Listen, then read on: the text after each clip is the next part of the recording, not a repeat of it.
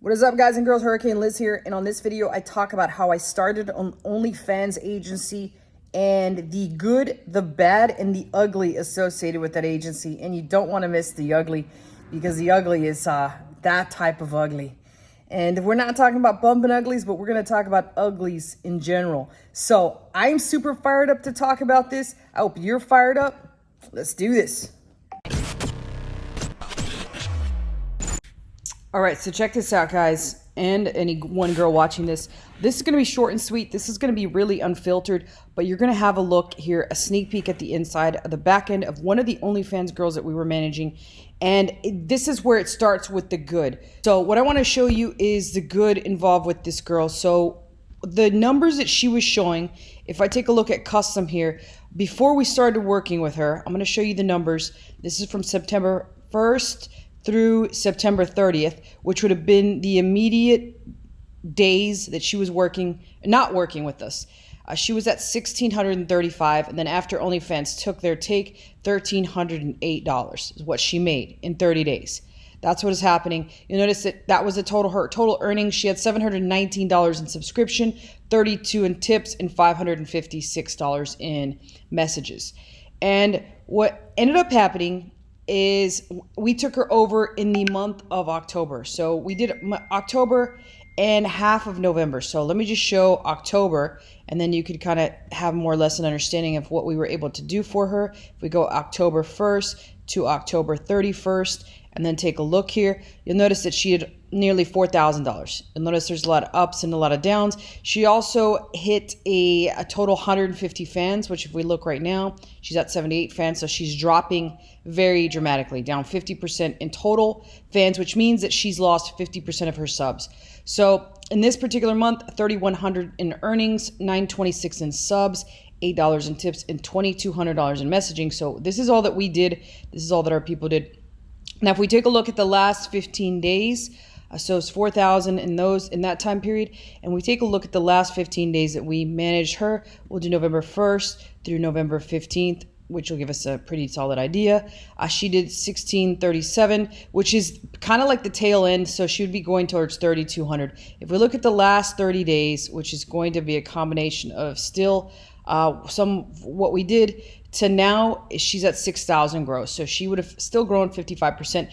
This is all pretty much the efforts that we had put in. She had 150 subs at her peak, and she was able to generate some DMs from those people here. So $4,600 in total earnings, 601 in subs, which is, as we predicted, it's going down, 180 in tips, and $4,000 in messaging. So this is a lot of what we did, which is the good. So we were able to take a brand new girl that had some subs, because initially when we started, she had 60 subs. Right now she has, I think it was 78. She had 60 subs, and we were able to build that by quite a bit, like maybe 140%. We were able to build that into 148% increase in subs. Why is that important? Well, because now it became very important because we were able to do mass DMs, and not just mass DMs, but also scripting. It's a new technique. It's also known as the milking method or the ladder method, and it is a method to extract the maximum amount of value from your particular fans. It's just like LFTV, lifetime value of a customer.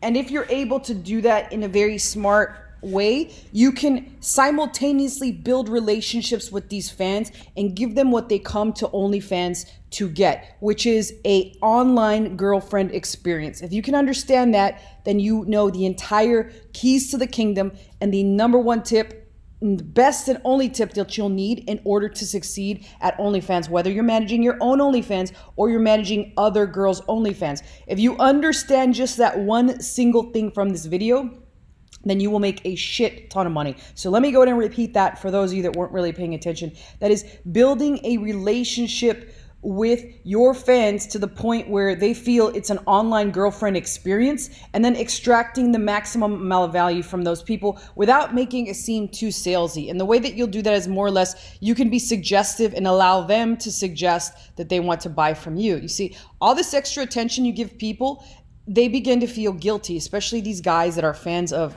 your, whether it's your clients, in the case if you're like managing all these girls, or if it's yourself, once you give them enough attention and you memorize and remember things about them, if you can't do that, take notes on them, you share details about your life with them, they'll feel guilty because you're giving them this time in the chat box and you're chatting with them. So they'll even become suggestive and ask you to create and prepare content for them that's personalized. So they might want you to say their name on a video. They might want you to do certain things on a video, but they're going to ask you for these things, and you can charge them premium amount of money, and they feel like they owe it to you to give you this money. So that's how you extract the maximum amount of value from a customer, and you create this lifetime value of a customer instead of just going for one and done. So it all starts with initially trying to sell them one thing at first, because another marketing principle that stands true in OnlyFans is once someone buys from you one time, the likelihood that they will buy from you again becomes a very high. And that's just a core marketing principle that works no matter what type of business you're in. And it particularly works in OnlyFans. So you do that in several different ways,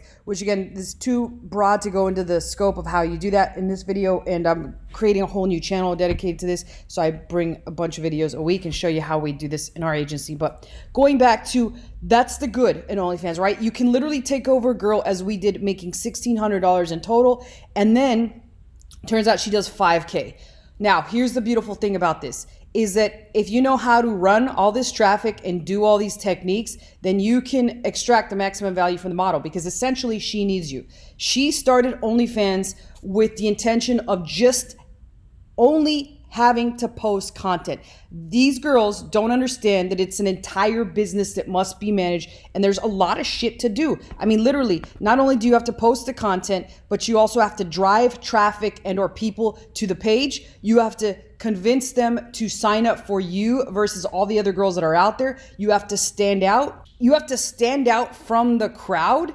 And then on top of all that, you've got to message and chat and DM and remember all these details about these guys. And then you have to sell to those people. So that you sell to them, you have to create upsells, you have to create the content, you've got to make sure you keep them subbed and interested, and you've got to direct all the other social media aspects of it. So not only do you have to do OnlyFans, but you got to drive the traffic to OnlyFans, which could involve you having to do TikTok, Instagram, Snapchat, any one of many different types of income streams that are social media platforms that you want to send traffic to OnlyFans. Because at the end of the day, your OnlyFans, if nobody knows about it, it's like having a restaurant that has the best food in the entire city. If no one knows about it, then you're not going to make any money, right? The same thing stands true for OnlyFans. It makes zero sense that you have an OnlyFans, you're posting every single day quality content that people are enjoying.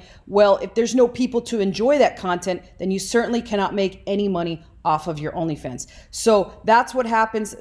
In that event, when that happens, these girls can grow increasingly frustrated. So that's where you come in. You offer them the ability to do all this, especially the traffic generation. If you can do that, girls will gladly give you 50% of what they make, which brings me to this big point. That's the beautiful thing about OnlyFans. So we went from a girl that did 1,600 to now 5K. She gives us 50%. That's only month one. We get 2,500. She gets 2,500. She still sees about a 75% increase in income, and every month thereafter it's only going to grow more and more and more. You sell her on this simple principle, she will more than likely say yes. Now, in the event that she has a lot more following or she's starting from scratch, you still should take 50%. But in the event she has a larger following, she might say, hey, I'll give you 30%.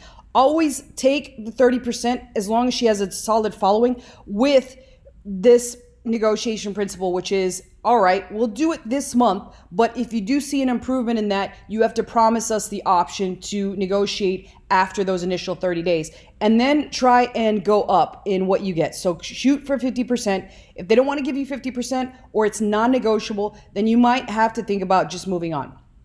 Which brings me, that's all fantastic. That sounds great, Liz. I'm going to get 50%. I'm excited about that. But then it also brings me to the bad and the ugly part of OnlyFans. There's a lot of bad and ugly, which I cannot cover in this video entirely, but I'm going to cover the worst thing or the ugliest part of OnlyFans, which is the part where it's a little disheartening, a little frustrating, especially when you put in all this work and effort and then it doesn't work out. And that is the part that is they can leave you even if you have a contract.